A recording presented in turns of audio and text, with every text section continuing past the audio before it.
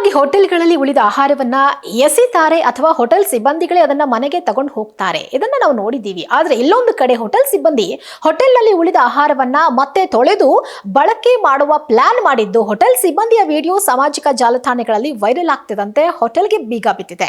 ಈ ಘಟನೆ ನಡೆದಿರೋದು ಮಲೇಷಿಯಾದಲ್ಲಿ. ಮಲೇಷಿಯಾದ ಸೆರೆಂಬನ್ನಲ್ಲಿರುವ ರೆಸ್ಟೋರೆಂಟ್ ಒಂದರಲ್ಲಿ ಕೆಲಸಗಾರನೊಬ್ಬ ಈಗಾಗಲೇ ಸಿದ್ಧಪಡಿಸಿ ಮಾರಾಟವಾಗದೆ ಬಾಕಿ ಉಳಿದ ಆಹಾರವನ್ನ ಮತ್ತೆ ಬಡಿಸುವ ಉದ್ದೇಶದಿಂದ ನೀರಿನಲ್ಲಿ ತೊಳಿತಾ ಇರುವ ವಿಡಿಯೋ ಒಂದು ವೈರಲ್ ಆಗಿತ್ತು. ವಿಡಿಯೋ ವೈರಲ್ ಆಗ್ತಾ ಇದ್ದಂತೆ ಹೋಟೆಲ್ ವಿರುದ್ಧ ಜನ ತೀವ್ರ ಆಕ್ರೋಶ ವ್ಯಕ್ತಪಡಿಸಿದ್ರು. ಜೊತೆಗೆ ಆಹಾರ ಇಲಾಖೆಗೂ ಕಂಪ್ಲೇಂಟ್ ಕೊಟ್ಟಿದ್ರು. ಹೀಗಾಗಿ ಆ ಹೋಟೆಲ್ಗೆ ಬೀಗ ಬಿದ್ದಿದೆ. ಖಾಲಿಯಾಗದೆ ಉಳಿದ ಆಹಾರವನ್ನ ಹೋಟೆಲ್ ಸಿಬ್ಬಂದಿ ಹೋಟೆಲ್ ಆವರಣದ ಹಿಂದೆ ತೊಳಿತಾ ಇರುವುದನ್ನ ದಾರಿ ಹೋಗರೊಬ್ರು ನೋಡಿದ್ದು ವಿಡಿಯೋ ಮಾಡಿಕೊಂಡಿದ್ದಾರೆ.